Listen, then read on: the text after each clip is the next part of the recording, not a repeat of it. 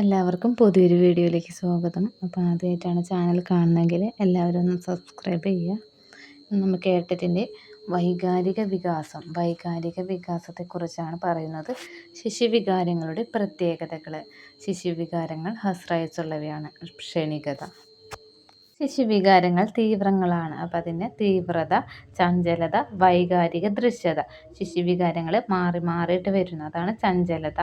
കുട്ടികളുടെ വികാരങ്ങൾ ഒന്നിൽ നിന്ന് മറ്റൊന്നിലേക്ക് പെട്ടെന്ന് മാറിപ്പോകും. കരയുന്ന കുട്ടിക്ക് കളിപ്പാട്ടം കിട്ടിയാൽ ദുഃഖം സന്തോഷമായിട്ട് മാറും. ഈ ശിശുവികാരങ്ങൾ നിരീക്ഷിക്കാവുന്നതാണ്. അതാണ് വൈകാരിക ദൃശ്യത. ശിശുക്കളിലെ വൈകാരികത പെട്ടെന്ന് കണ്ടെത്താം. അവർക്ക് തങ്ങളുടെ വൈകാരിക വ്യവഹാരങ്ങൾ ഒളിച്ചു വയ്ക്കാനാവില്ല. വികാരത്തെ മൂടി വയ്ക്കുന്നത് കുറവായിരിക്കും. മുതിർന്നവർ വികാരത്തെ മറച്ചു വെച്ചിട്ട് പെരുമാറും. ശിശുവികാരങ്ങളുടെ പ്രകടനം കൂടെ ഉണ്ടാകുന്നു. അതാണ് ആവൃത്തി. ശിശുക്കളുടെ രണ്ട് വൈകാരികാവസ്ഥകളുടെ ഇടവേള കുറവായിരിക്കും. പിന്നുള്ളതാണ് ശിശുവികാരങ്ങൾ പെട്ടെന്ന് കെട്ടടങ്ങുന്നു. അതാണ് സംക്ഷിപ്തത. അപ്പം അങ്ങനെ പഠിക്കുക. ഇനി കുട്ടികളിലെ പ്രധാന വികാരങ്ങളാണ് ഭയം, സംഭ്രമം, ആകുലത, ഉത്കണ്ഠ, കോപം, അസൂയ, വിഷാദം, ജിജ്ഞാസ, ആനന്ദം, സ്നേഹം തുടങ്ങിയവ കുട്ടികളുടെ പ്രധാന വികാരങ്ങളാണ്. വൈകാരിക വികാസം. കാതറിൻ ബ്രിഡ്ജസിൻ്റെ കണ്ടെത്തലുകൾ. കുട്ടികളിലെ വൈകാരിക വികസനത്തെക്കുറിച്ച് ശാസ്ത്രീയമായി പഠിച്ച മനഃശാസ്ത്രജ്ഞയാണ് കാതറിൻ ബ്രിഡ്ജസ്. നവജാത ശിശുക്കൾ മുതൽ 24 മാസം പ്രായമായ കുട്ടികൾ വരെ ഉൾപ്പെട്ട ഒരു വലിയ സംഘം ശിശുക്കളെ ഒരു വാത്സല്യഗൃഹത്തിൽ വച്ച് നിരീക്ഷിച്ചാണ് പഠനത്തിന് വിധേയമാക്കിയത്. നവജാത ശിശുക്കളിൽ ഒരുതരം സാന്ദ്രാസം മാത്രമാണ് കാണപ്പെടുന്നതെന്ന് അവർ കണ്ടെത്തി. കൃത്യമായി വിഭജിച്ചറിയാത്ത ഈ സാമാന്യ വികാര പ്രകടനം കുറഞ്ഞ കാലത്തിനുള്ളിൽ അവസാനിക്കുകയും ചെയ്യും. 3 മാസമാകുമ്പോൾ ഈ സാന്ദ്രാസം അസ്വാസ്ഥ്യമോ ഉല്ലാസമോ ആയി വികസിക്കുന്നു. 6 മാസമാകുമ്പോൾ ഒരു അസ്വാസ്ഥ്യവും ഭയവും വെറുപ്പും കോപമായിട്ട് വികസിക്കുന്നു. 12 മാസമാകുമ്പോൾ പ്രഹർഷവും പ്രിയവുമായിട്ട് വേർതിരിയുന്നു. 18 മാസമാകുമ്പോൾ അസ്വാസ്ഥ്യത്തിൽ നിന്ന് അസൂയ അഥവാ ഈർഷ്യ വികസിക്കുന്നു. പ്രായപൂർത്തിയാകുന്നവരോടുള്ള പ്രിയവും കുട്ടികളോടുള്ള വാത്സല്യവും ആയി വേർതിരിഞ്ഞ് ആനന്ദം പ്രത്യക്ഷമാവുന്നു. കാതറിൻ ബ്രിഡ്ജസ് ഈ വിവരങ്ങൾ ഒരു ചാർട്ട് രൂപത്തിൽ ചിത്രീകരിച്ചു. അതാണ് ബ്രിഡ്ജസ് ചാർട്ട് എന്ന് പറയുന്നത്. അപ്പോൾ ബ്രിഡ്ജസ് ചാർട്ട് കാതറിൻ ബ്രിഡ്ജസിൻ്റെയാണ്. ജീവിത വിജയത്തെ സ്വാധീനിക്കുന്ന ഘടകങ്ങളെ സംബന്ധിച്ച ചർച്ച സജീവമായത് ഹോവാർഡ് ഗാർഡ്നർ 1985 ബഹുമുഖ ബുദ്ധി എന്ന കാഴ്ചപ്പാട് മുന്നോട്ട് വെച്ചതോടെയാണ്. അദ്ദേഹത്തിൻ്റെ അഭിപ്രായത്തിൽ ആന്തരിക വൈയക്തിക ബുദ്ധി, വ്യക്തിക്ക് തന്നെക്കുറിച്ചുള്ള കൃത്യമായ അവബോധം, വ്യക്താന്തര ബുദ്ധി, വ്യക്തിക്ക് മറ്റുള്ളവരെ മനസ്സിലാക്കുന്നതിനുള്ള കഴിവ് എന്നിവ ഒരാളുടെ ജീവിത വിജയത്തെ വളരെയേറെ സഹായിക്കുന്നു. വ്യക്തിപരമായ ബുദ്ധി എന്ന് ഇവയെ രണ്ടിനെയും ചേർത്ത് പൊതുവെ പറയാം. ഹോവാർഡ് ഗാർഡ്നറുടെ കണ്ടെത്തലുകളെ അടിസ്ഥാനമാക്കി പീറ്റർ സലോവെ, ജോൺ മേയർ എന്നിവർ വൈകാരിക ബുദ്ധി എന്ന ആശയം മുന്നോട്ട് വെച്ചു. എന്നാൽ വൈകാരിക ബുദ്ധി എന്ന ആശയത്തിന് വിപുലമായ പ്രചാരവും സ്വീകാര്യതയും ലഭിച്ചത് ഡാനിയൽ ഗോൾമാൻ 1995 ഇമോഷണൽ ഇൻ്റലിജൻസ് എന്ന പുസ്തകം പ്രസിദ്ധീകരിച്ചതോടെയാണ്. അപ്പോൾ ഹോവാർഡ് ഗാർഡ്നറിന് ബഹുമുഖ ബുദ്ധി, വൈകാരിക ബുദ്ധി ഡാനിയൽ ഗോൾമാൻ.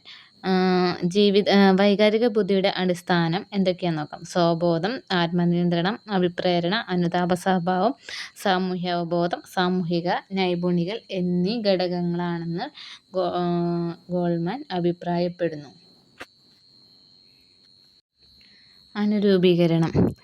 എല്ലാ വ്യക്തികളും തങ്ങളുടെ ചുറ്റുപാടിനോട് ഇണങ്ങിച്ചേരുവാനുള്ള താൽപ്പര്യം പ്രകടിപ്പിക്കുന്നു.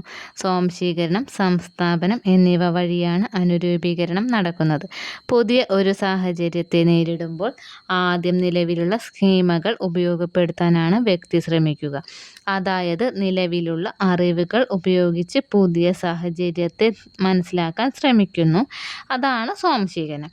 ഉദാഹരണമായിട്ട്, ആദ്യമായിട്ടൊരു കീരിനെ കാണുന്ന കുട്ടി അതിനെ പൂച്ച എന്ന് വിളിക്കുന്നു. കാരണം പൂച്ച എന്ന ജീവിയെ നേരത്തെ പരിചയപ്പെട്ടതിൻ്റെ അടിസ്ഥാനത്തിലാണ് അങ്ങനെ പറയുന്നത്. പിന്നെ പുതുതായി കണ്ട ജീവി ജീവിയെ തിരിച്ചറിയാനായിട്ട് ശ്രമിക്കുന്നു. ആ ജീവി പൂച്ചയല്ല എന്നപ്പം മനസ്സിലാവും. അപ്പം നിലവിലുള്ള സ്കീമയിൽ തിരുത്തേണ്ടി വരും. അപ്പം നിലവിലുള്ള സ്കീമകളിൽ മാറ്റം വരുത്തിയോ പുതിയ സ്കീമകൾ സൃഷ്ടിച്ചോ പുതിയ സന്ദർഭത്തെ നേരിടുന്നതാണ് സംസ്ഥാപനം. ഇവിടെ കീരി എന്ന ജീവിയുടെ സവിശേഷതകൾ കുട്ടി മനസ്സിലാക്കുകയും അതിനെ കൃത്യമായിട്ട് തിരിച്ചറിയുകയും ചെയ്യുന്നു. മറ്റൊരു തരത്തിൽ പറഞ്ഞാൽ പ്രശ്നങ്ങളെ നിലവിലുള്ള സ്കീമകൾ ഉപയോഗിച്ച് പരിഹരിക്കുന്നതിനെ സ്വാംശീകരണമെന്നും വൈജ്ഞാനിക ഘടനയിലേക്ക് പുതിയ സ്കീമകൾ കൂട്ടിച്ചേർത്തോ നിലവിലുള്ള സ്കീമകൾക്ക് പരിവർത്തനം നടത്തിയോ പ്രശ്നങ്ങളെ പരിഹരിക്കുന്നതിന് സംസ്ഥാപനം എന്ന് പറയുന്നു. പിയാഷെയുടെ അഭിപ്രായത്തിൽ സ്വാംശീകരണവും സംസ്ഥാപനവും സന്തുലീകരണത്തിനുള്ള മാർഗങ്ങളാണ്. ഉടൻ പരിഹരിക്കുവാൻ കഴിയാത്ത പ്രശ്നങ്ങൾ മനുഷ്യനിൽ വൈജ്ഞാനികമായ അസന്തുലിതാവസ്ഥ സൃഷ്ടിക്കുമ്പോൾ അവയെ തരണം ചെയ്ത് സന്തുലിതാവസ്ഥ കൈവരിക്കുവാൻ സ്വാംശീകരണവും സംസ്ഥാപനവും സഹായിക്കുന്നു. വൈജ്ഞാനിക വികാസത്തിന് പ്രധാനമായിട്ടും 4 ഘട്ടങ്ങളുണ്ടെന്ന് പിയാഷെ അഭിപ്രായപ്പെടുന്നു. ഏതൊക്കെയാണെന്ന് നോക്കാം. ഇന്ദ്രിയജാലഘട്ടം, പ്രാക് മനോവ്യാപാരഘട്ടം, മൂർത്ത മനോവ്യാപാരഘട്ടം, ഔപചാരിക മനോവ്യാപാരഘട്ടം. ഇന്ദ്രിയജാലഘട്ടം 2 വയസ്സുവരെ. പ്രാക് മനോവ്യാപാരഘട്ടം 2 മുതൽ 7 വയസ്സുവരെ. ഇനി അടുത്തതാണ് മൂർത്ത മനോവ്യാപാരഘട്ടം 7 മുതൽ 11 വയസ്സുവരെ. ഔപചാരിക മനോവ്യാപാരഘട്ടം 11 വയസ്സ് മുതൽ ആരംഭിക്കുന്നു. അങ്ങനെ വിവിധ ഘട്ടങ്ങളിലൂടെയാണ് പിയാഷെ അത് പറയുന്നത്. വൈജ്ഞാനിക വികസനം ബ്രൂണർ. ബ്രൂണറിൻ്റെ ഒരു 3 ഘട്ടങ്ങളിലൂടെയാണ് വൈജ്ഞാനിക വികസനം സാധ്യമാകുന്നത്. ഏതൊക്കെ ഘട്ടങ്ങളാണെന്ന് നോക്കാം. പ്രവർത്തന ഘട്ടം, ബിംബന ഘട്ടം, പ്രതീകാത്മക ഘട്ടം. പ്രവർത്തന ഘട്ടത്തിൽ ഈ ഘട്ടത്തിൽ തൻ്റെ ചിന്തകളെ ഭാഷയിലൂടെയും മറ്റ് പ്രതീകങ്ങളിലൂടെയും പ്രകാശിപ്പിക്കാൻ കുട്ടി ശക്തനാണ്. അതിനാൽ അനുയോജ്യമായ ശാരീരിക പ്രവർത്തനത്തിലൂടെ കുട്ടി അത് നിർവഹിക്കുന്നു. കളിപ്പാട്ടം നുണയുന്ന കുട്ടി ഇതുതന്നെയാണ് ചെയ്യുന്നത്. അടുത്ത ഘട്ടമാണ് ബിംബനഘട്ടം.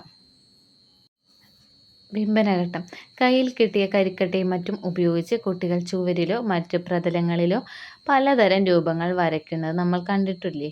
കുട്ടിയുടെ മനോചിത്രത്തിലെ ആവിഷ്കാരമാണിത്.